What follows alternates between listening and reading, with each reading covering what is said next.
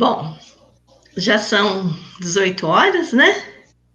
Nós tivemos aí uma queda, mas retornamos. A Analice deve estar voltando, se reconectando. Só mais um minutinho. Essa live, então, tem como objetivo, né, dialogarmos um pouco sobre a segurança alimentar e os impactos, né, que ela repercute enquanto política pública, né, nessas dimensões sociais e também nas dimensões econômicas. É importante uma contextualização, né, do que nós, por que dessa live, né?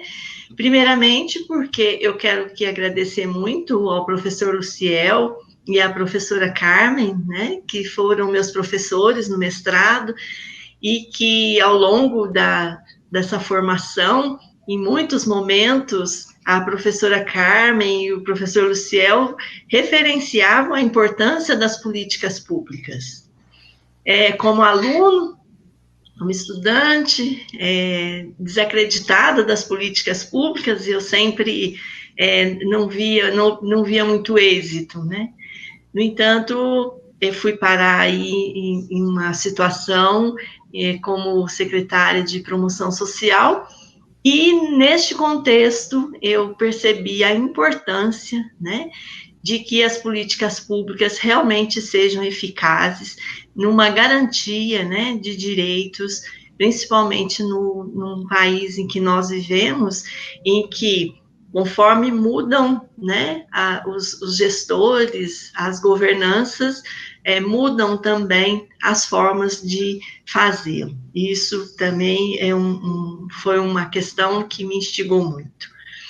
Quero agradecer aqui a Analice, né, que trabalha na Emater, que é uma pessoa que sempre se responsabilizou muito com essa questão, né?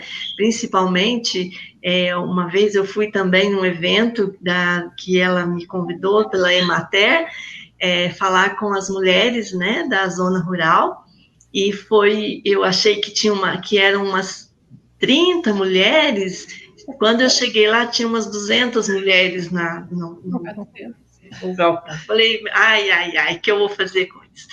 E aí, uma forma muito espontânea, né, delas conversarem, falar de si mesmas. Então, assim, foi muito engrandecedor. Quero agradecer a sua participação aqui também nessa live, Analice, com a gente.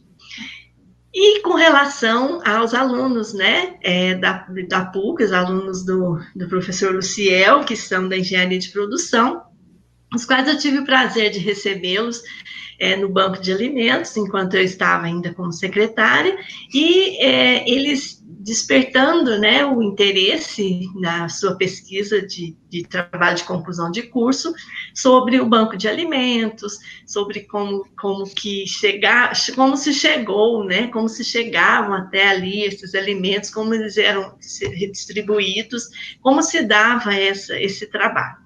E naquela euforia, naquela alegria de falar sobre uma coisa que é muito boa, né? Eu me senti ali bem impactada, né, com o interesse de jovens, né, nesse processo de segurança alimentar. Então, eu aqui pensando, né, nessa questão, e hoje, principalmente, onde nós corremos um sério risco, né, de ter retrocessos e de que a alimentação possa ser aí uma moeda de troca, né, isso me preocupa demais, né, de que por uma cesta básica uma pessoa possa aí ficar sem opção de fazer as suas escolhas. Então, o objetivo aí dessa live é de conversar com pessoas que estão queridas e tão grandiosas aí, que vai aí contribuir, né, com o seu conhecimento para todos os que estão aqui. Nós já estávamos aqui um pouco antes e aprendemos muito, então isso é muito gratificante, é muito bom.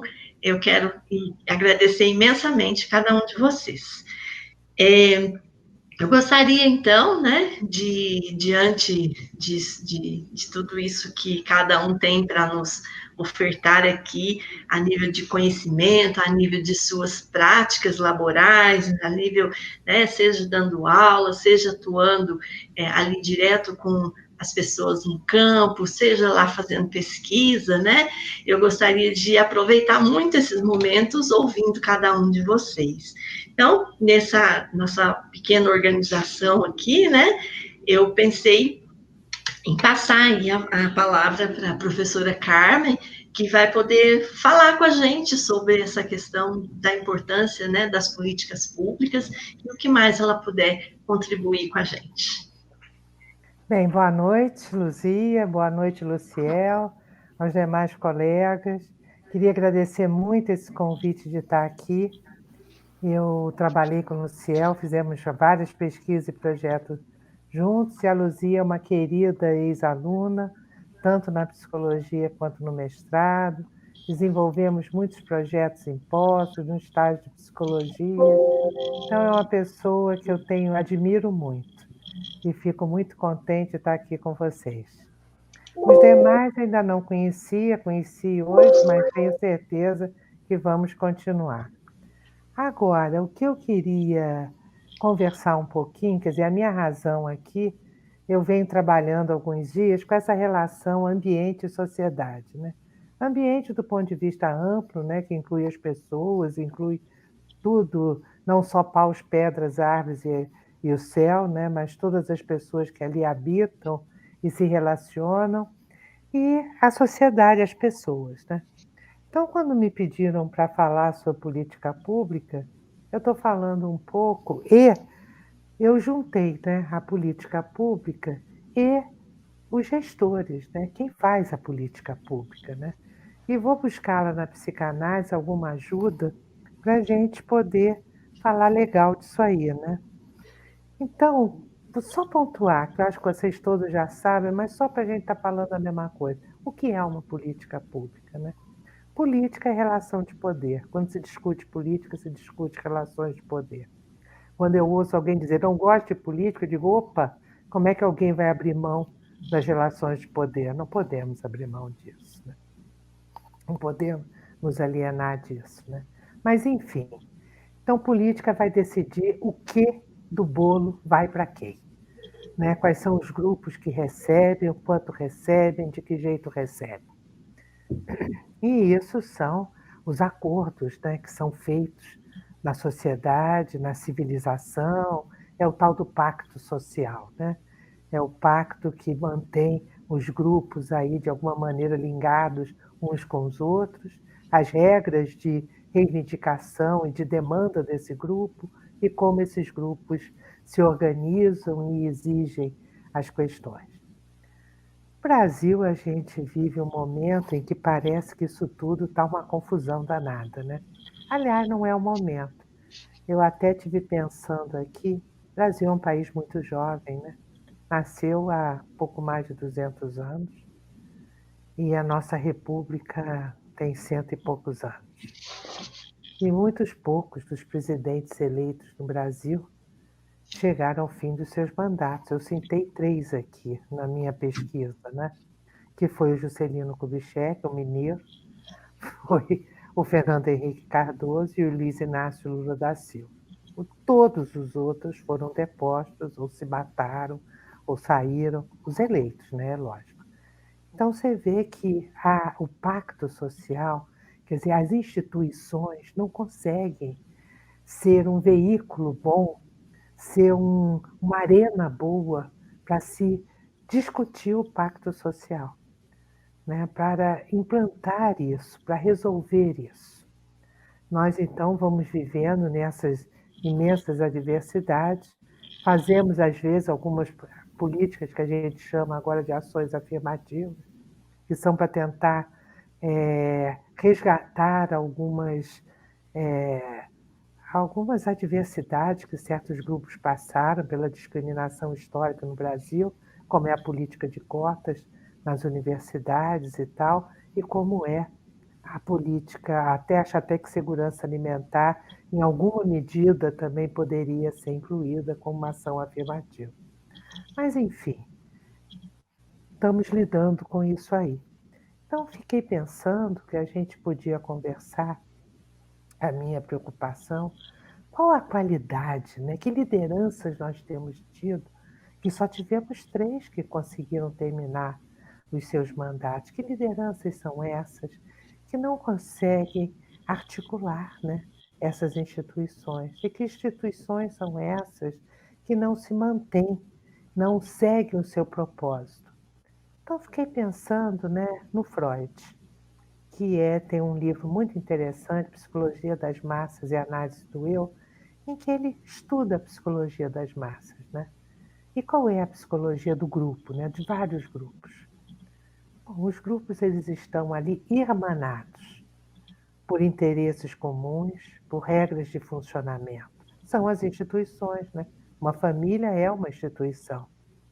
Uma torcida de um time é uma instituição. O Senado é uma instituição. O Ministério Público é uma instituição. Então, independente da sua importância, né, ou da sua visibilidade, são todas instituições. E o que faz que essas instituições se mantenham, né? Todos os do grupo têm a ilusão, falo ilusão mesmo, de que são todos amados igualmente pelo líder. Isso é interessante, né?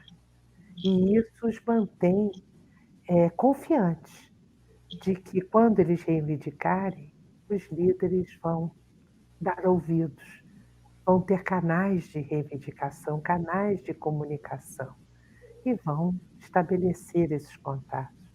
Há pouco tempo atrás, nós tivemos aquele movimento de vão para a rua para discutir as passagens de ônibus, e o dirigente máximo chegou a dizer: não precisam falar mais com nenhuma instituição, falem diretamente comigo. Quer dizer, então, aniquilando todas as instituições do Brasil. Não precisa falar com o Senado, não precisa falar com o Ministério Público, falem diretamente comigo. Então, você vê as situações delicadas do Brasil, né? Mas então, o que acontece quando esses grupos não se sentem, não perdem a confiança no líder? Nós vamos para a rua, né? Justiça pelas próprias mãos. A gente vê isso no jornal o tempo todo, né? Vão linchar o outro que acham que roubou, vão. E agora, no coronavírus, é justiça pelas próprias mãos. Cada um decide se deve usar máscara, quando deve usar máscara, onde deve usar máscara, se isso é verdade, se não é verdade. Quer dizer, não há confiança nas instituições, não há confiança no líder. Então, como é que a política pública vai ter continuidade? Muito difícil. E aí vamos para a personalidade do líder. O Freud coloca 2 tipos de líder. Um líder que ele usa até a palavra narcisista. É aquele que só pensa nele. Ele está ali para usufruir das vantagens daquela posição, daquele lugar. Ele não está ali pensando nos demais. Ele é incapaz de amar qualquer um. Ele só ama a si mesmo. E ele se locupleta, né? Se aproveita disso. Então vai ser aquele líder, né, que não se comove com a dor de ninguém. Joga um contra o outro, joga um grupo contra o outro e ainda diz assim: estão morrendo? E daí? Todo mundo vai morrer. Né? Então, qual seria o líder capaz de liderar? Então, o Freud fala uma coisa muito interessante. É aquele líder que desloca o amor por si mesmo no amor ao outro. Então, ele consegue perceber as outras pessoas, ele consegue perceber o trabalho a ser desenvolvido.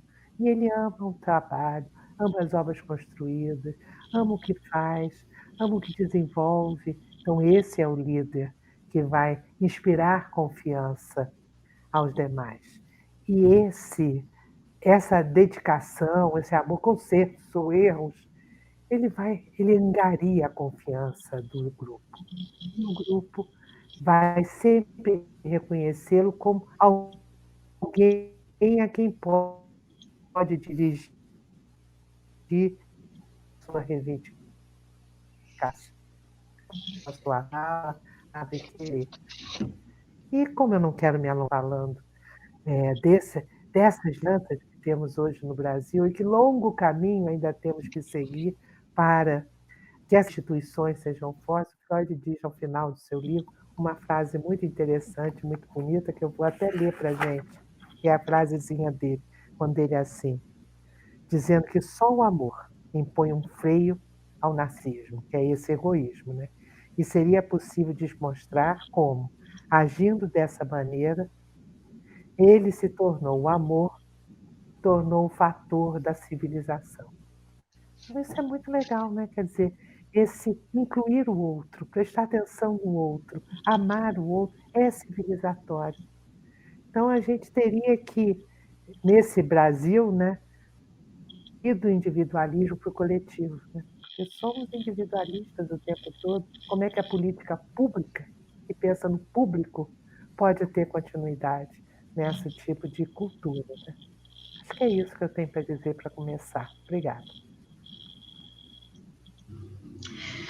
Nossa, obrigada, professora Carmen, por essas, né, principalmente esse final aí, que o sair de si mesmo, né, dessa questão desse egoísmo, né, em pensando o Brasil, que o drama da fome faz parte, né, dessa história do Brasil, né, nós tivemos outros dramas, né, que foi a questão da escravidão, mas a questão da fome, ela está aí inerente, né, nós vimos autores como José de Castro, que falou disso, né, no livro A Geografia da Fome, em que ele trouxe que essa fome não é um fenômeno natural, né, ela é um fenômeno social, então é um produto aí de estruturas econômicas defeituosas, né, e que até hoje nós não vimos, né, não fomos capazes de acabar com isso, né?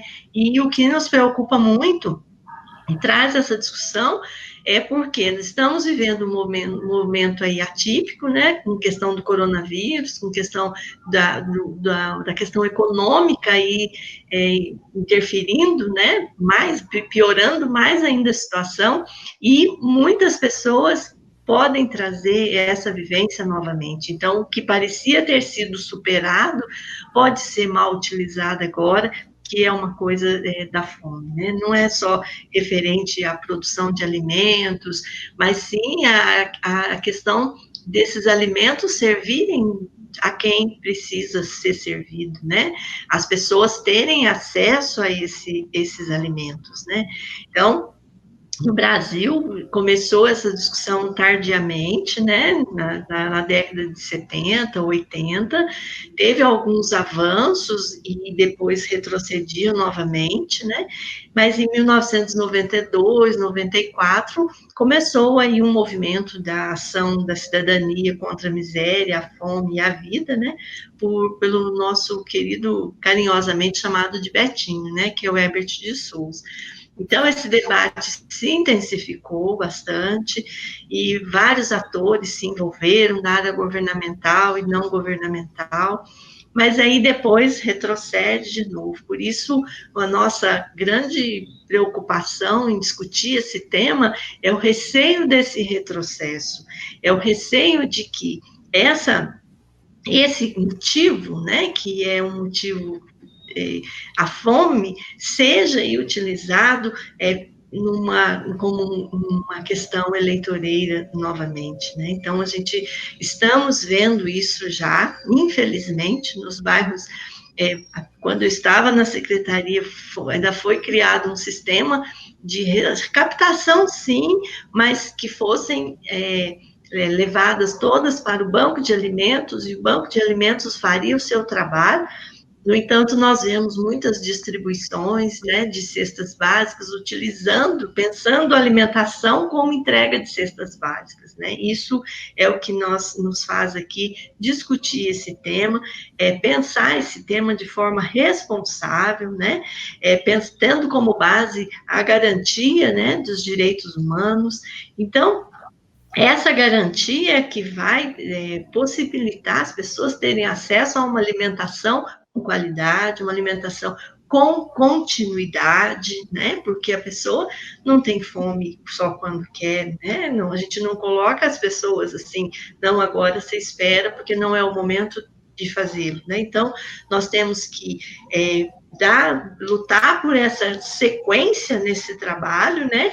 Que foi iniciado, que estava aí já uma certa, com as estruturas, né, a política estrutural desse sistema, que seria o combate dessas causas mesmo da pobreza, erradicação disso, geração de emprego e renda, né, das políticas específicas, né, que seriam, assim, programas emergenciais que são necessários, né, que são, aqui em Poços nós temos a cesta verde, aqui em Poços nós temos a cesta básica, quando analisado e visto a necessidade, nós temos que pensar nos programas de manutenção dos programas da desnutrição infantil, né, e também materna, da ampliação da merenda escolar. Estamos vendo aí o problema que o coronavírus trouxe das crianças não irem à escola e ficarem sem acesso à sua merenda, à alimentação. Então, isso é um caso que a gente precisa ficar atentos também e não esperar, né? E também políticas locais, que seria a questão do apoio à agricultura familiar, do banco de alimentos, né? Seriam programas complementares pensando nas 3 esferas, né? A federal, estadual e municipal.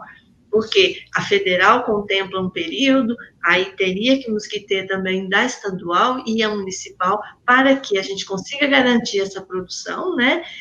Pelos pequenos agricultores e esse seja em caminho direcionado, e esse direcionamento chegue de fato a quem precise e de forma digna, né? E temos que pensar também na questão do restaurante popular, né? O restaurante popular, a importância do restaurante popular, de garantir a alimentação saudável, de garantir a todas as pessoas, né, que têm uma baixa renda, de poder ter uma alimentação saudável, equilibrada, balanceada, e isso vai repercutir no futuro, porque a pessoa que tem essa alimentação saudável, ela não vai adoecer, ela está apta a participar de outros programas, ela vai ter a sua vida vai estar sustentada, balizada, né, por uma questão que vai lhe dar essa condição saudável para o pertencimento a outras esferas, né? Então, é preciso pensar muito nessa continuidade tanto do banco de alimentos com estrutura, mantendo a agricultura familiar, erradicação aí da pobreza e também o restaurante popular. Então, isso não é só, nós temos dialogado muito isso, não podemos deixar só nas mãos do poder público, nós precisamos aí, enquanto atores, enquanto sociedade, a sociedade é o que nos importa, o outro é o que nos importa, que a professora Carmen disse tão bem, né? E para isso, nós precisamos garantir a questão dos conselhos, né? Os conselhos de direito, as conferências que vão trazer para nós mecanismos para a garantia de tudo isso, que tudo isso possa ser mantido, essa manutenção, né?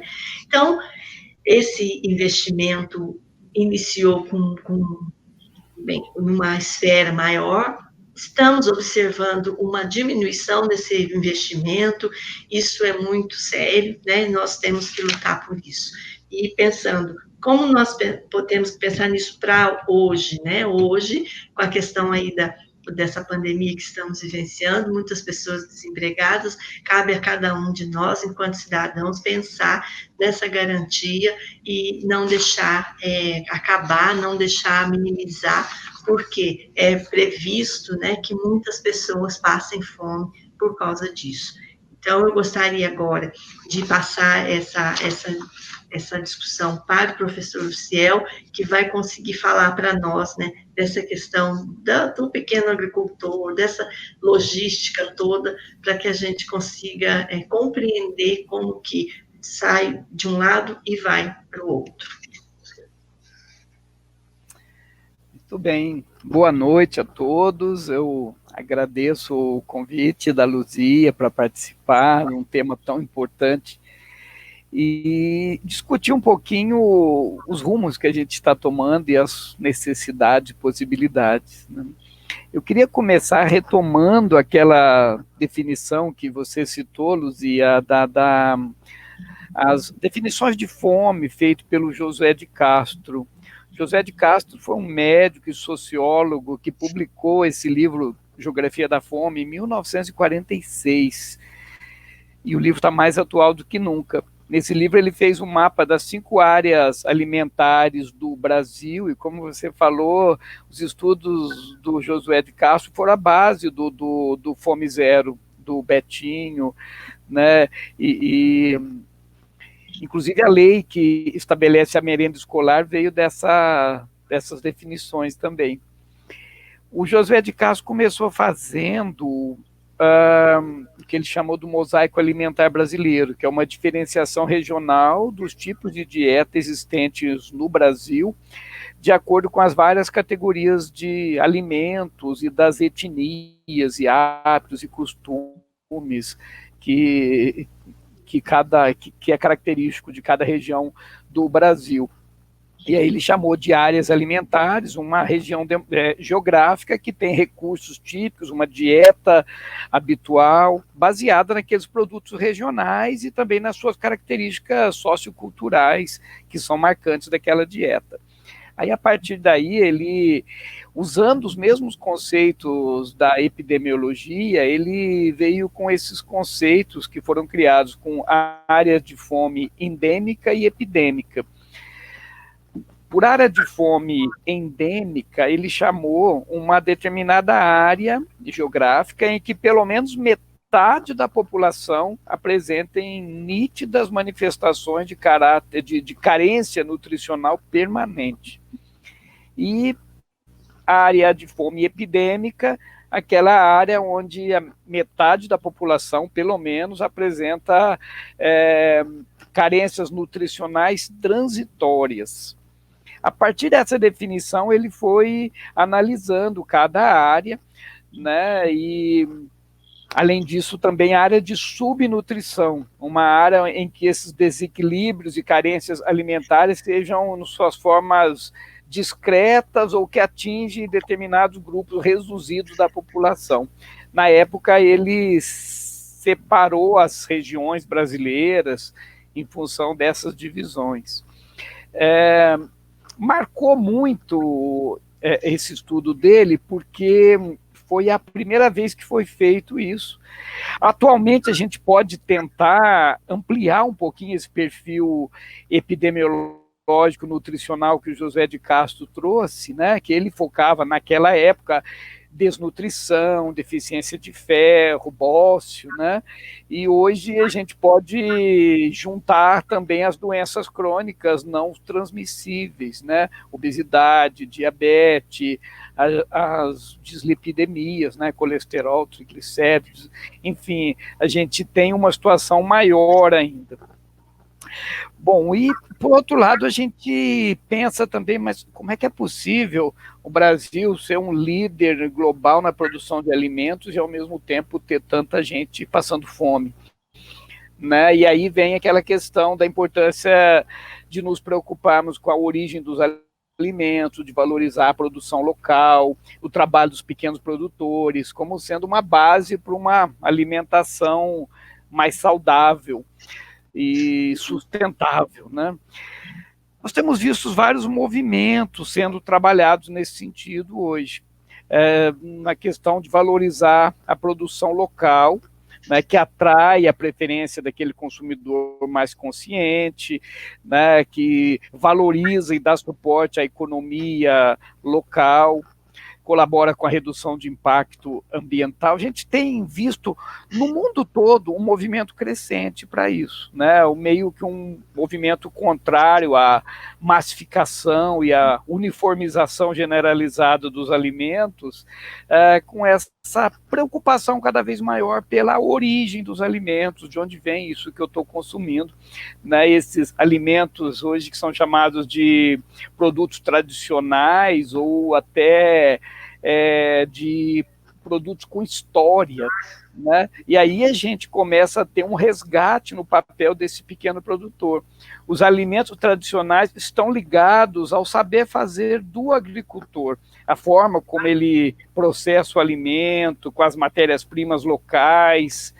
E aí sim, o alimento que é produzido e consumido em cada região passou a ser mais uma diferenciação cultural e gerou os costumes, né, uma valorização dos costumes gastronômicos, a identidade daquela população. É por isso que são chamados também de alimentos caseiros, artesanais, produtos da terra, etc. Né? É muito interessante ver que o mercado consumidor está redescobrindo esses produtos tradicionais. Eles sempre estiveram disponíveis para o consumidor, mas não era visto desse ponto de vista, não tinha tanta importância histórica, cultural e até nutricional. Né? Antigamente, pelo contrário, esses produtos eram vistos como símbolo de atraso em uma região, né? Era visto como algo contrário ao desenvolvimento. E agora ele está sendo redescoberto, né? Deve-se muito mais a essa busca dos consumidores por um alimento mais natural, mais saudável, mais saboroso, e também, ao mesmo tempo, que se percebe que, ao consumir alimentos locais, eu estou valorizando a economia local e a produção. Então, você tem vários movimentos surgindo para isso. Além das lembranças afetivas, enfim, tem muito estudo mostrando que quanto mais globalizado o mundo fica, mais regionais as pessoas se tornam. Né? Então, o consumo de um alimento tradicional passa a ser uma afirmação da identidade de cada pessoa. E a gente tem visto, é bem aquela história do pensar globalmente e agir localmente. Gastronomia, turismo, fazendo uma grande contribuição para o desenvolvimento regional e local. Né? Hoje a gente tem o turismo cultural, o turismo gastronômico, fazendo uma grande mudança para isso. Então é muito interessante a gente ver as possibilidades que surgem e como que a gente pode trabalhar isso. Né? A gente tem visto cada vez mais que a produção de alimento tradicional, local, é uma alternativa para que os pequenos produtores rurais tenham melhor condição de vida e possam se sentir parte da economia local e regional.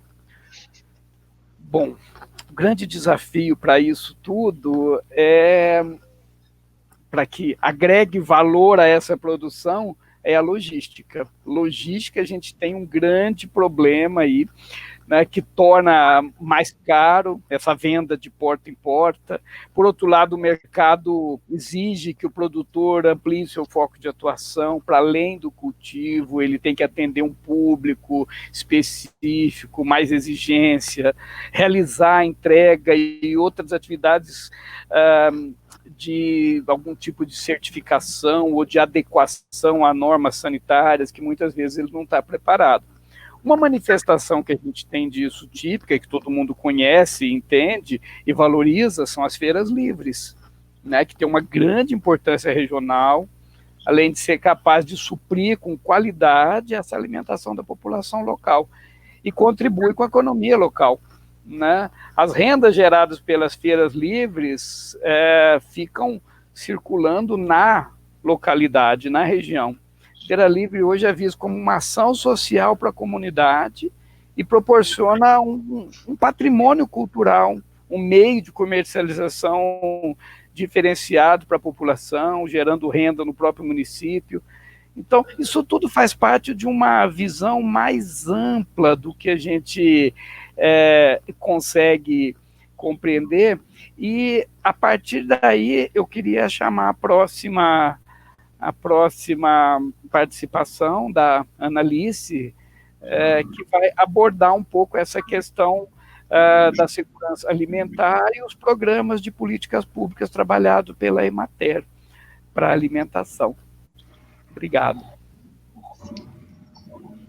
Boa noite, eu sou a Analice, né? Trabalho na Emater Minas e quero agradecer também a Luzia, né, pela oportunidade de estar aqui hoje. agradecer aos professores, né, pela fala, que engrandeceu meu dia, minha noite, né, tudo valeu a pena hoje por isso. E quando a gente fala de segurança alimentar, né, a gente arremete mais ao passado, quando lembra que segurança alimentar estava associada somente à superação da fome e à qualidade sanitária dos alimentos. Mas esse conceito ele foi se ampliando, de acordo com o que os professores falaram, nós tivemos aí, né, vários ícones, vamos dizer assim, que foram imprescindíveis para o engrandecimento do termo segurança alimentar. Eu cito aqui Josué de Castro, né, que foi o primeiro, vários ativistas também que abraçaram a causa, e nós hoje podemos perceber a segurança alimentar muito mais ampla do que isso, do que apenas a superação da fome. Né? Hoje, para se ter segurança alimentar, você precisa, em primeiro lugar, ter saneamento básico, garantir água tratada. Eu falo de água, gente, água, uma coisa tão simples para nós, né? Mas água tratada para a população, 100% da população.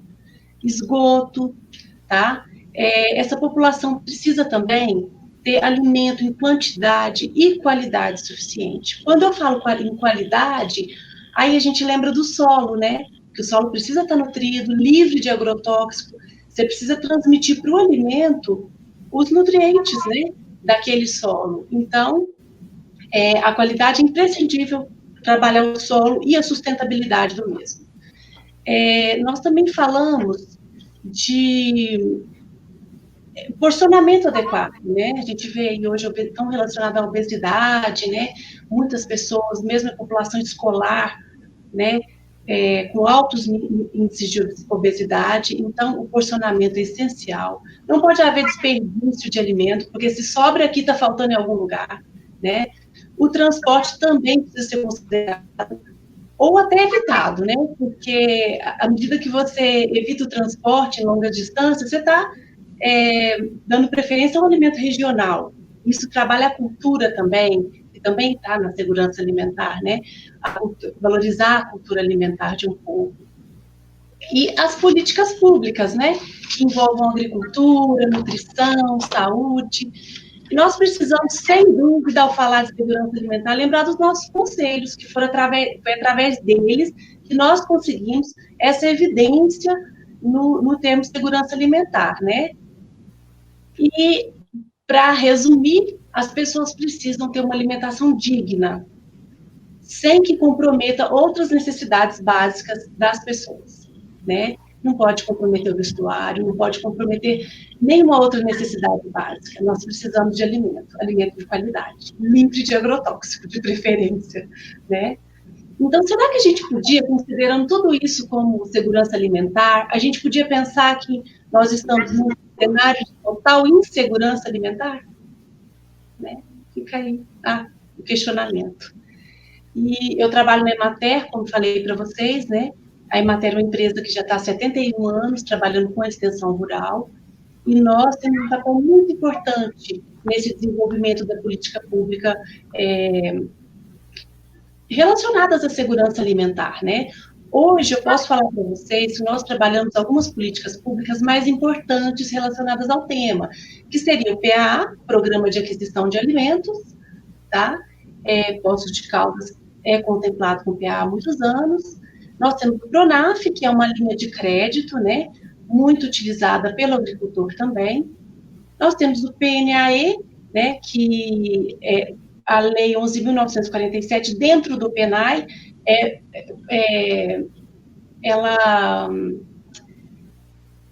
essa lei fez com que o agricultor pudesse vender 30% de toda a alimentação escolar diretamente para as escolas. Inclui escola estadual, municipal, federal.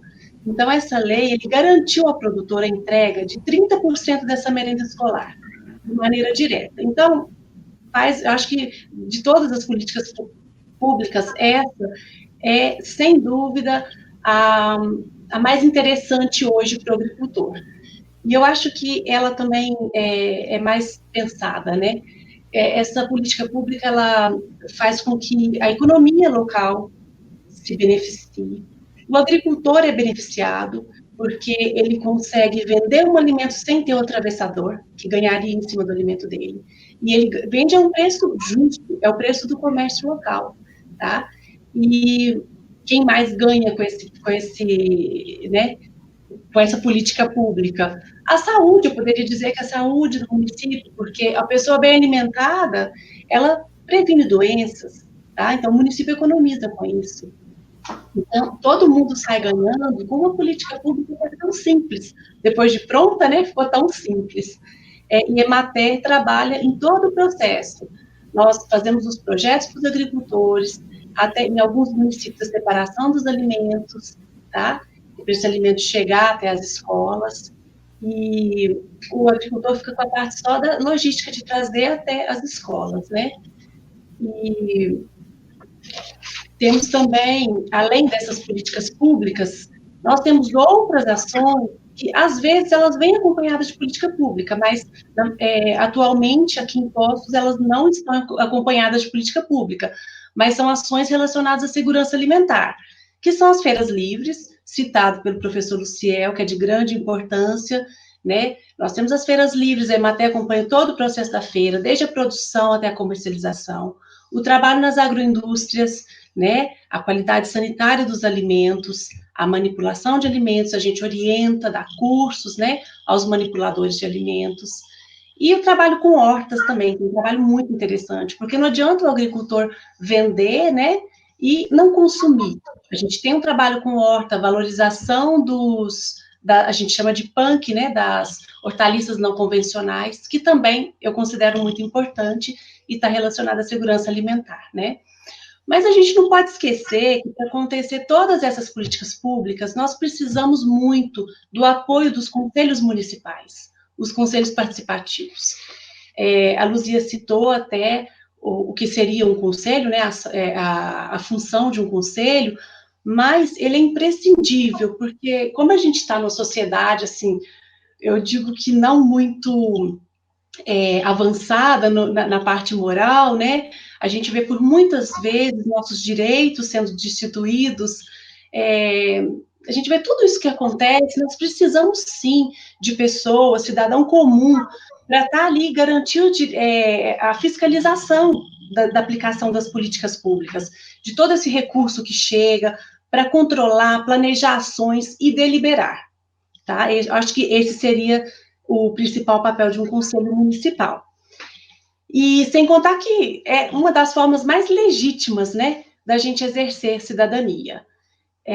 No meu trabalho na Emater, sabe, todo esse tempo que eu estou na Emater, eu já vi muita coisa acontecendo, muita coisa boa acontecendo por causa da ação dos conselhos municipais, tá?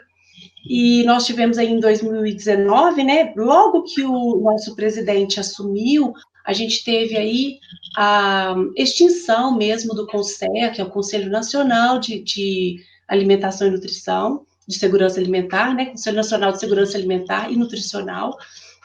Então, nós tivemos essa grande perda. O Conselho Nacional, ele era muito importante, foi muito importante, por tudo que a gente tem hoje, pela Lei Orgânica de Segurança Alimentar, pelo Plano Nacional de Segurança Alimentar de 2011, por muitos ganhos que nós temos hoje, por esse todo reconhecimento da segurança alimentar, se deve ao CONSEA, tá? No início que ele foi criado, quando ele foi pensado, foi apenas para a superação da fome, mas ele ganhou uma dimensão muito grande, mas, infelizmente, nossos governantes não quiseram esse porta-voz tão importante, né, da sociedade para o governo. Então, foi uma perda grande, e nós não podemos deixar com que isso aconteça com os nossos conselhos municipais, né?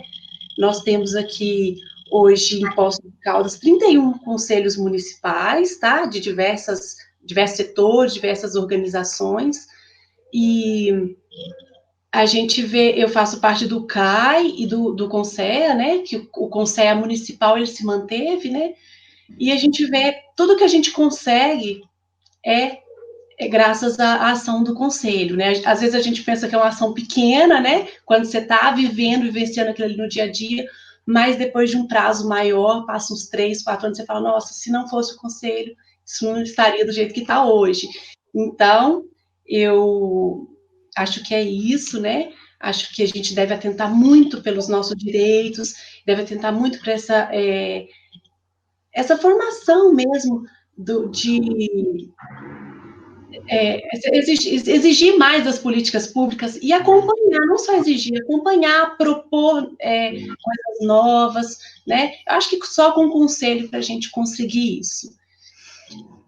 Então, eu deixo aqui a minha mensagem, né, que se qualquer um de vocês que estiver assistindo, tiver a intenção de fazer parte de algum conselho, acho que acessando a página da Prefeitura de Poços de Caldas, vocês vão ter 31 opções de conselho, né? Ela tem telefone, endereço, vocês podem ligar e estar aí junto com a gente nessa luta, né? Um abraço a todos, acho que é isso. Muito bem. Agora, nossa, mas que beleza, hein? Que for fantástico aí, uma coisa complementando outra. E vamos costurando lá, quando a Carmen diz que precisa ter o envolvimento com aquilo que se acredita, né? E quando essas nossas ações se baseiam em realidades que realmente tocam, né? Nos tocam, é sair de nós para ir ao encontro disso. Quando o Luciel diz que a alimentação, além de tudo, todos esses nutrientes traz para nós essas lembranças afetivas, né? Que a gente sai desse pensar globalmente e age no localmente, né? Muito bacana. E pensar nos riscos que nós estamos tendo aí do esmorecimento das nossas políticas públicas, né? Quando diz que é simples, eu falo que na organizacional se diz assim, né? Tem que fazer o procedimento. O que é o procedimento? Escrever como se deve fazer. O problema é que tem que fazer como está escrito, né? Então, isso é muito bacana e a gente pode aí fazer um paralelo com as políticas públicas. Elas foram construídas, estão escritas. Então, vamos fazer como está escrito e vamos não engessá-los, mas assim, evoluindo e não retrocedendo, né? Então, muito, muito bacana mesmo essa nossa conversa. Então, agora, eu gostaria de pedir para a Gabriele, né, que é uma aluna e que aí está aluna da PUC, do curso de Engenharia de Produção, e que se envolveu também com essa questão principalmente do banco de alimentos, não sei como é a pesquisa. Vamos lá, Gabriele. Bom, boa noite a todos. Agradeço o convite para poder falar sobre o tema do meu TCC, né, aqui na live. E eu trouxe até uns slides para colocar de exemplo, para dar uma guiada aqui na hora de explicar, porque eu vou mostrar o ponto de vista mais técnico, né, como a engenharia ela pode auxiliar nessa parte de políticas públicas.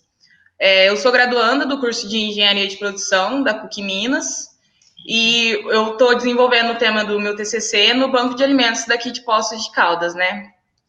Com a ajuda do meu professor e orientador, o Luciel. Pode passar, por favor.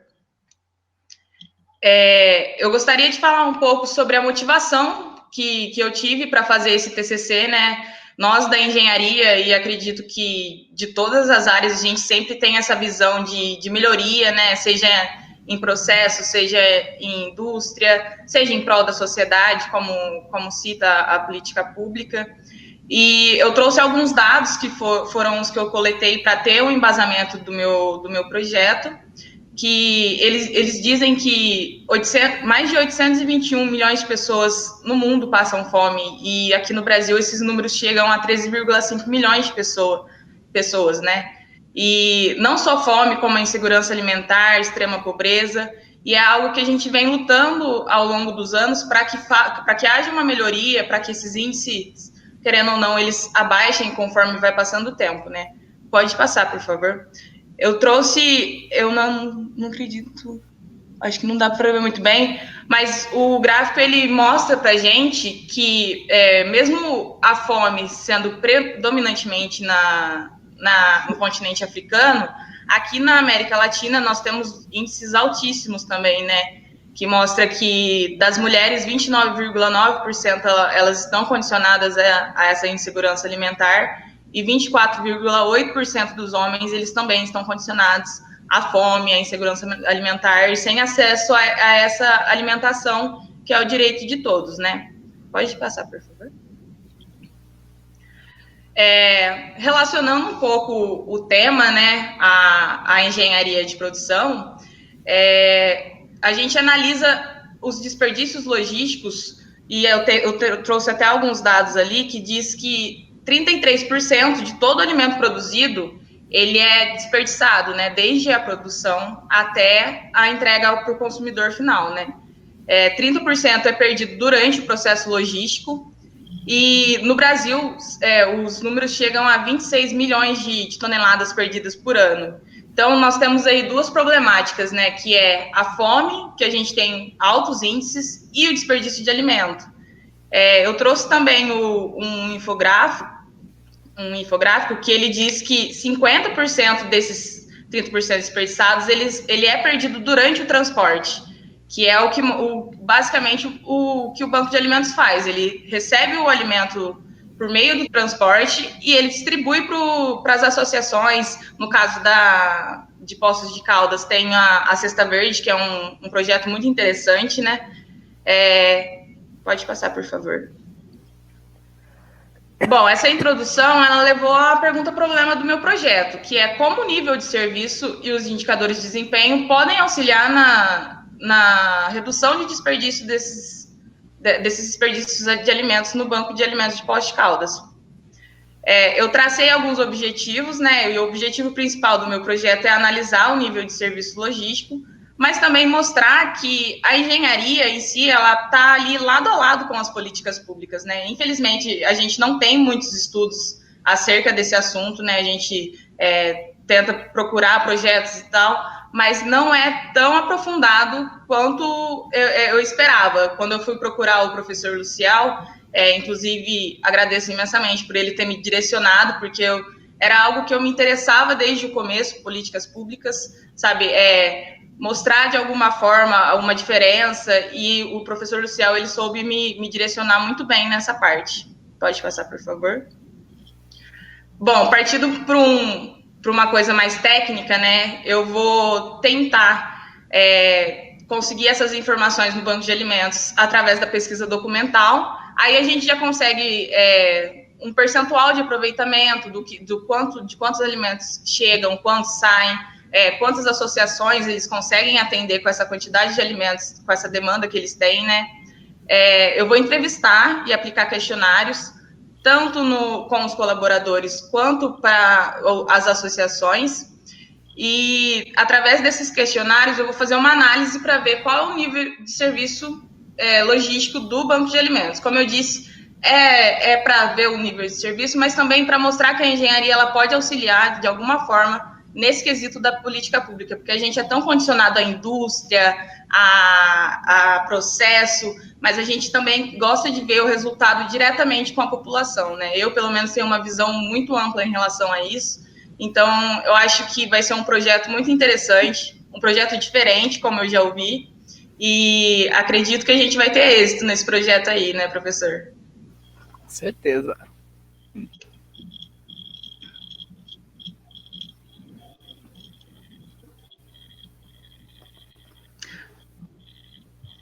Quer falar um pouquinho, Luciel? Eu queria só complementar que é uma iniciativa diferente, como a Gabriele falou, né? Olhar de que forma que a engenharia de produção pode ajudar a implementar políticas públicas, trabalhando dessa forma com as iniciativas que já existem na cidade, mas com um olhar mais técnico, né? Então, a partir do momento que o trabalho vai calcular os índices de serviço logístico, o nível de serviço logístico, calcular alguns indicadores de desempenho, a partir daí a gente consegue fazer sugestões para melhoria, para melhor aproveitamento de toda a estrutura e de todos os alimentos que já existem. É essa a contribuição que a gente quer dar. Professora Carmen, quer falar, né, professora? Quero. Eu gostei muito das falas todas, né?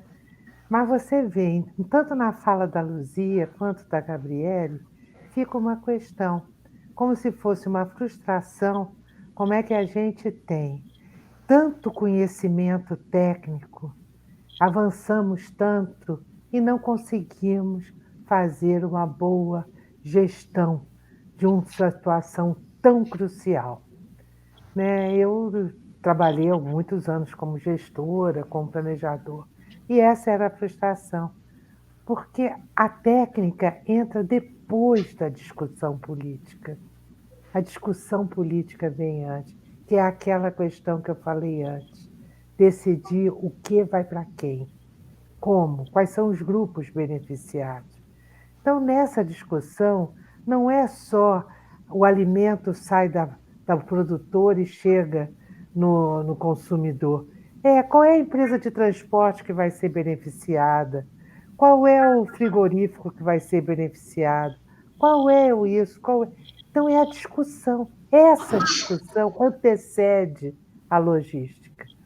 Então, acho que é aí, sabe, que a gente precisa, talvez, nos desenvolvermos como sociedade, né? Melhorarmos essa arena de discussão. Porque a Gabriele tem razão, ela vai ser ótima. A engenharia de produção é fantástica para gerir um produto. É justamente a produção, um processo. Mas a questão é a política antes, né? É aí que é o ponto. Quando essa discussão anterior, né? Porque, como a Luzia falou, os programas são feitos, os métodos, o processo, o objetivo, o planejamento. Sim, e antes, né? Que é a gestão. Essa arena é que está mal, né? A gente não tem um espaço uma arena garantida, eficaz, eficiente, que aquelas decisões não se superpõem umas com as outras, que uma anula a outra anula uma, outra, e a gente não faz, né, adiante. Então, essa é uma questão séria. Eu acho que a gente fica muito frustrado, né? Muito triste, né, de ver que há um conhecimento, a sociedade se desenvolveu, o conhecimento técnico é enorme, nós somos capazes de equações mais complexas, mas não somos capazes de nos entendermos como seres humanos, né, para fazermos essa boa distribuição, né? Eu só queria completar isso. Caio? Vocês estão me ouvindo bem aí? Sim. Estamos. Então, primeiramente, boa noite. Queria agradecer aí o convite do professor Luciel para estar participando da live. E queria dar os parabéns também à Luzia e todo o pessoal que trabalha lá no Banco de Alimentos. E dizer que o trabalho que vocês fazem lá é espetacular. Apesar da nossa visita, foi ser um pouco curta, mas o trabalho que vocês fazem é bem legal. E visitando aí o banco de alimentos, deu para entender um pouco sobre a logística, a organização daí é muito bem feita, a distribuição dos alimentos, toda a separação, né, para ver se estão em condições de consumo, é uma coisa bem legal de se observar. E aqui na região também é um pouco difícil encontrar, né, cidades que possuem bancos de alimentos ou algo parecido. Aqui mesmo em Pouso Alegre, cidade que eu moro, não sei se tem alguma coisa parecida.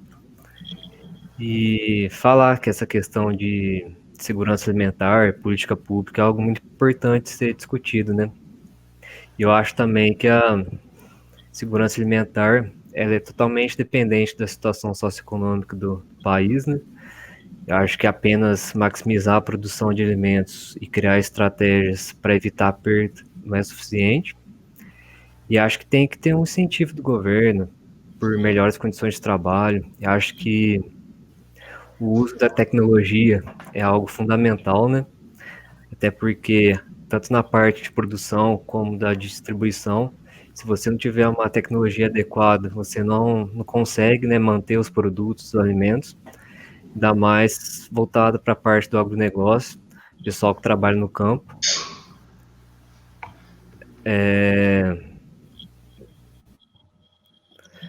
E falando um pouco também em relação aos transportes, né? que durante a disciplina de logística que a gente teve com o professor Luciel durante o semestre, a gente aprendeu bastante também, e a gente fez diversos trabalhos, estudos e tal. E a gente viu também que a gente perde muito, né, com a distribuição das rotas de mercadorias. A gente viu que os maiores problemas acabam acontecendo na região norte e nordeste do país, né, e pelo fato, né, do Brasil continuar insistindo no transporte rodoviário, que não faz muito sentido, até pelo tamanho do país. E a gente viu também que cerca de 87% das rodovias no Brasil não são pavimentadas, né? Que acaba dificultando bastante a parte do transporte. E o país sairia ganhando muito mais com o transporte ferroviário, né? Que representa apenas 15% de toda a estrutura. É um transporte mais rápido, o frete mais barato, com menor acidentes, menor poluição, inúmeros fatores aí, né? E a gente acaba pagando aí pelo custo Brasil, né? E um exemplo rápido, se a gente for comparar a produção de soja que mais cresce no Brasil e é uma das maiores do mundo, né? Ela comportaria cerca de 100 toneladas no vagão, enquanto no caminhão de carga apenas 35 toneladas, ou seja, tem uma diminuição muito grande da economia. E a gente sabe que a legislação brasileira é uma das mais complexas do mundo, né? Quando se envolve transporte de alimentos, conferência de etiquetas, validade de produto, monitoramento da temperatura, documentação, empilhamento dos alimentos, isso é feito de uma maneira bem rígida, só que acho que a base que se cria não é adequada, né? Eu acho que a gente está no caminho certo, mediante as leis das transportadoras de alimentos, mas acho que a base não é feita de maneira correta. E entrando um pouquinho na parte da questão do agrotóxico, que é muito criticado, né? Até a Nelis pode falar um pouco mais depois, que ela trabalha na área. A capacidade de produção ela é muito alta, só que a qualidade dos alimentos é muito baixa, né? Então, acho que a conscientização durante a produção é muito pequena ainda, né? Faltam equipamentos necessários. E eu acho que a tecnologia seria o grande questão para se resolver a maior parte desses problemas, né? Acho que é isso que eu tenho para falar. A Paloma agora. Obrigada, Caio. Boa noite, gente. Tudo bom? Primeiro, quero agradecer também ao professor Luciel por ter dado o convite para a gente. Fiquei muito feliz em estar aqui participando com vocês. E, Luzia, quero saber, a gente foi aí fazer a visita, foi muito legal conhecer como funciona o SEAS, o Banco de Alimentos aí de Poços. Quero saber como a pandemia está afetando vocês, a distribuição de alimentos, como está chegando, se vocês estão conseguindo receber, manter como estava antes. Como que está sendo agora? Ô, Paloma, obrigada, viu, por participar daqui, né? Imagina. Quando vocês foram no Banco de Alimentos, eu estava ainda como secretária, né, da promoção social.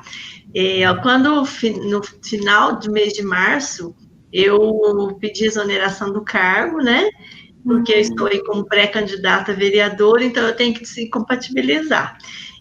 Mas até então, até o mês de março, foi feita uma campanha no âmbito municipal e que, por conta da pandemia, já pensando nas dificuldades que muitas pessoas estariam passando, e houve muitas pessoas querendo fazer doação, então ficou centralizado no Banco de Alimentos para que de lá desse o destino. Eu creio que essa campanha continua, porque aí o destino é feito pelos CRAS, né, que é o Centro de Referência de Assistência Social, e todas as pessoas que fizeram doação foi para lá.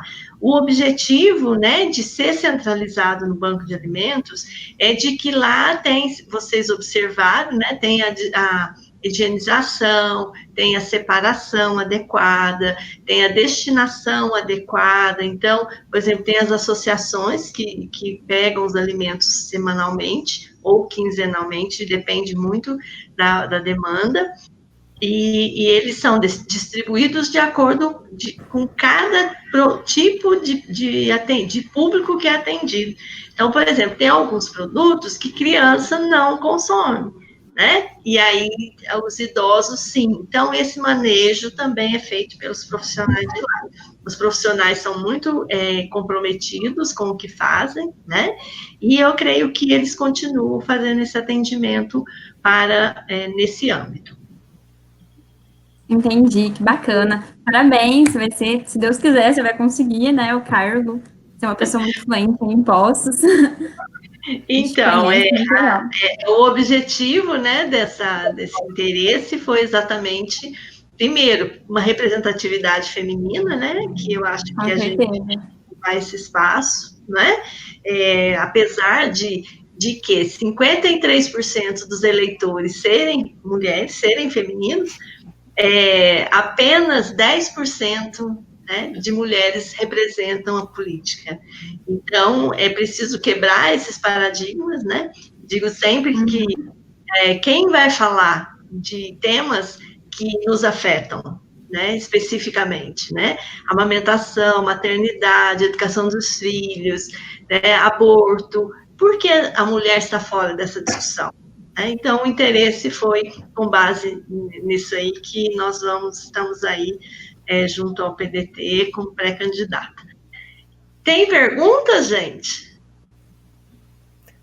Queria perguntar para a Luzia, de onde surgiu essa ideia de criar o banco de alimentos? Quem que foi responsável, se teve alguém? Isso foi uma construção mesmo, né, desde 2005, né, de acordo com o País Sem Fome Zero, né, o programa Fome Zero, dali se desenvolveram as políticas e elas foram gradualmente chegando até o Banco de Alimentos. Aqui em Poços foi inaugurado em 2015, né? Agora, em 2018, recebemos um recurso para ampliação do Banco de Alimentos. Então, isso estava em fase de ampliação também do Banco de Alimentos. O que precisa agora, temos o PAA, né, que a Analice falou, mas nós temos que ter um programa municipal também, que seria um programa que destinasse recursos para a aquisição de alimentos em momentos de entre safra, momentos em que o recurso federal não está, porque o recurso federal ele cumpre 9 meses, mas aí ficam 3 meses sem recurso, então precisa também de leis que garantam, né, essa continuidade. Isso é importante demais da conta, porque essa continuidade? Porque as pessoas não têm fome lá só no Natal, só naquela data específica, né? Então, nós precisamos sair dessa lógica de que da doação, da caridade, para uma garantia de direitos a uma alimentação saudável, para que isso evite males maiores que nós já vivenciamos tanto aqui no Brasil, né? Eu, a Carmen, o Ciel, a gente pode dizer que nós vimos de perto como que era isso, né? Vocês não viram, ainda bem, né? Nem precisam ver, mas nós víamos muito isso. Além, né, se nós aprofundarmos nessas políticas da questão social, nós vimos pessoas não poderem ficar no cuidado de seus filhos, porque elas não tinham como alimentá-los. Então, isso é muito triste, né? Carmen, pode falar, Carmen. Luzia, eu fico pensando, você falou uma coisa importante, né? Sair dessa lógica da caridade, né? Porque o Brasil é feito por brasileiros. Então, além de todos os direitos, né, que todos temos iguais, a questão é o seguinte: um trabalhador com fome não trabalha. Uma criança com fome não aprende. Uma mãe com fome não alimenta os seus filhos. Então, como é que esse Brasil vai ocupar esse espaço continental, explorar essas riquezas, dar bem-estar, não só ao brasileiro, ao mundo, né? Poder dar uma lição de como se erguer aqui ao sul do Equador, se as pessoas não estão alimentadas. Então, a política da segurança alimentar é algo mesmo essencial. Não é por caridade apenas, caridade ótimo que seja, mas não é essa a questão. A questão é uma questão de política nacional, né? É olhar para o brasileiro e de achar que o brasileiro que nasceu aqui, ele precisa ter esse cuidado, ele tem que ter esse direito reconhecido. Senão esse país não sai do seu atraso, né? Porque não consegue trabalhar. Eu acho que é mudar a lógica, né? Mudar a ótica, né? Inclusive, Carmen, José de Castro, assim que ele se formou, ele foi trabalhar em uma empresa, né, uma indústria. E ao atender bastante operários, e ele falou ele foi demitido, né, da indústria. Ele falou que o que as pessoas sentiam era fome. Por isso aquele desânimo, por isso aquele cansaço, por isso a pouca produtividade. Então, aí você complementou, e mãe não consegue, né, alimentar seus filhos, cuidar, e quantas mães, quantas famílias nós sabemos, próprio na FEBEM, a antiga FEBEM, né, Roberto Carlos, que é tão famoso, a mãe dele deixou ele na FEBEM por cuidados elementares de alimentação. Então, isso, a segurança alimentar é um direito que, né, o Juliano está colocando aqui, né, Juliano?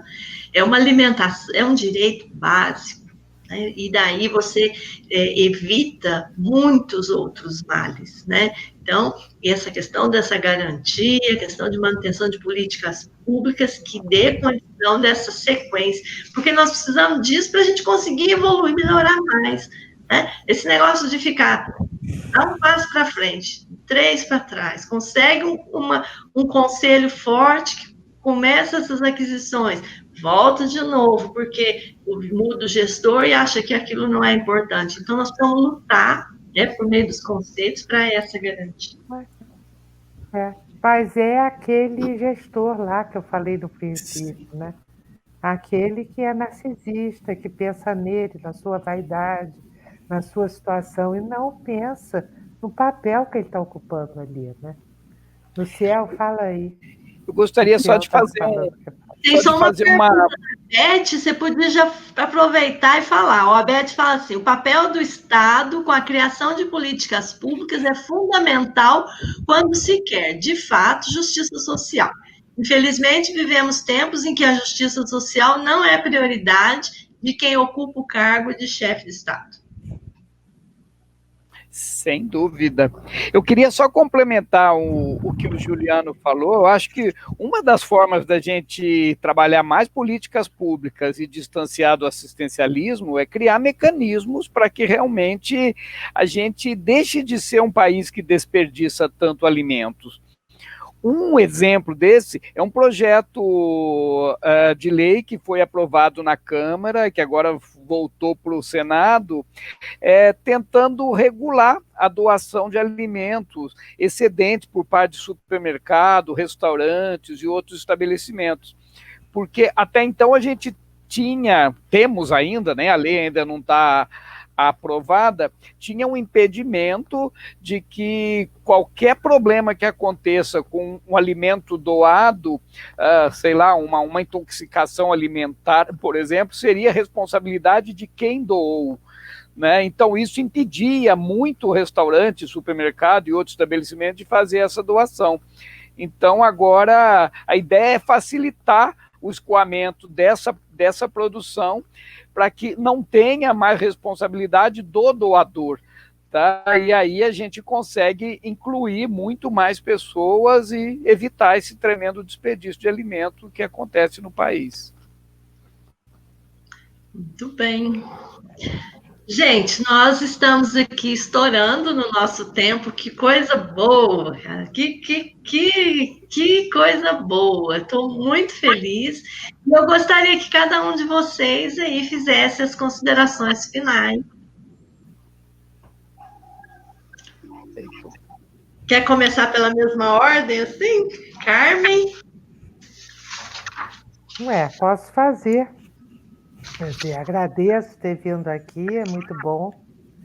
Acho que a gente aqui também ficou assim, entre dois polos, né? O polo da política e o polo da da logística, né, da técnica, de como todos os procedimentos para ser bem-sucedido nessa segurança alimentar. E ficamos no polo da política, né, que é a grande limitação, que é a grande impedimento, não termos as arenas para discutir isso. Falamos dos conselhos, né? Os conselhos também é fantástico, graças a Deus que a Constituição brasileira garantiu os conselhos, e precisam ser muito legitimados, mas têm que ser valorizados, aprimorados. O conselho não tem pauta, o conselho não tem secretária, o conselho não avisa antes quais são os temas a ser discutidos. Então, as pessoas vão para lá, às vezes, muito despreparadas, não conseguem se preparar antes para ter uma opinião. Pelo menos os conselhos que eu já participei, os conselhos municipais, isso acontece. Então, a gente precisa justamente isso, é tentar resolver a questão da arena política, avançar nisso, não descuidar disso, não achar que tudo vai dar certo só porque está escrito no papel que tem um conselho, né? E a gente poder, então, abrir o caminho para todo esse conhecimento que esses alunos trouxeram, que o professor Luciel trouxe, essa experiência pública que a Luzia tem, possam ser efetivamente funcionar, né, para a segurança alimentar. É isso que eu queria finalizar. E obrigada por estar aqui. Bom, professor Luciel? Agradeço muito essa oportunidade. Eu acho que tudo que foi falado aqui só mostra a tremenda importância que a gente tem de unir forças entre a parte técnica e a parte política, né, para que o Brasil deixe de ser um dos países que mais desperdiça alimento e que a gente acabe com essa tremenda contradição, né, ao mesmo tempo de ser um dos maiores países produtores de alimento no mundo e a gente ainda ter cerca de 50 milhões de pessoas com alguma restrição alimentar e quase 7 milhões de pessoas passando fome diariamente. Somente com mais vontade política e mais políticas públicas a gente consegue reverter essa situação.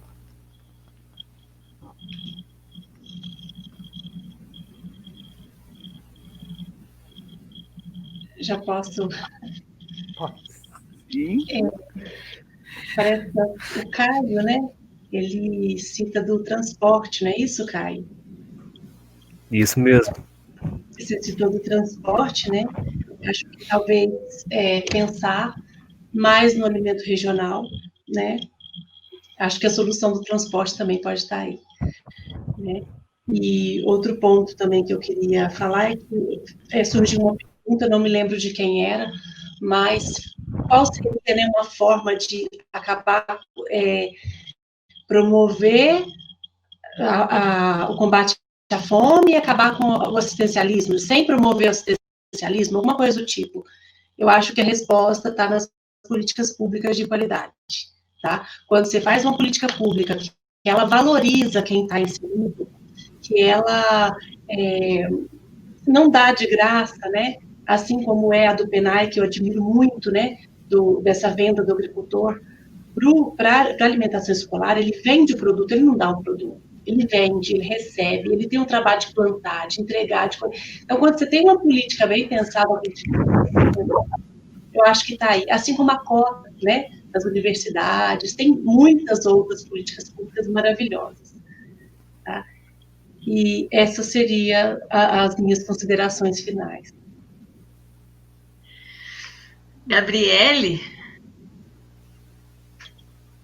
Também o convite feito para participar da live, parabenizar pelo projeto do Banco de Alimentos, que é o que eu disse, a gente tem sempre um olhar tão voltado para a indústria, tão voltado para a técnica, e é essencial a gente ter esse olhar mais social, né? Mais voltado para a política. Então, gostaria de agradecer e tomara que dê tudo certo no projeto, né? Vamos ver daqui para frente na aplicação. Vai dar sim. Parabéns. Caio? Só tenho a agradecer também. Obrigado pelo convite aí, por estar participando da live. E eu acho que é sempre positivo você estar discutindo relações públicas, alimentos, você adquire um conhecimento que você não tinha, passa sua visão, esse negócio de debate é sempre muito importante, e no mais é isso. Muito bom. Paloma? Eu também quero agradecer a oportunidade de estar aqui com vocês. Professor Ciel, muito obrigada por ter convidado a gente. Luzia, obrigada por ter nos recebido, por ter nos mostrado uma visão totalmente diferente do que a gente já imaginava, né? Não acreditava que tinha tanta gente que passava fome, que conseguia receber tudo isso. Então, muito obrigada pela oportunidade. É sempre bom estar falando sobre isso. Conhecimento nunca é demais, né? Muito obrigada. Muito bem, conhecimento nunca é demais, e é isso mesmo. Eu quero agradecer muitíssimo a esse time, né, maravilhoso daqui. Temos aí pautas, né, Luciel? Falar da questão também de empreendedorismo social, da incubadora social, né? Então, foram, assim, pendências que nós só iniciamos o diálogo e parou. Então, fica aqui o convite, quem quiser participar de novo, nós vamos conversando aí. Muito obrigado mesmo a todos. Se tiver mais perguntas, né, se alguém quiser perguntar, pode perguntar que ao longo aí, depois a gente pode estar respondendo. O vídeo vai estar disponível no Facebook, a página do Facebook, e foi muito gratificante, muito bom mesmo. Obrigada por fazer parte da minha caminhada. Obrigada. Boa noite a todos, parabéns. Noite a todos. Obrigado. Boa noite a todos. Tchau, tchau. Boa noite, obrigada. Tchau, tchau.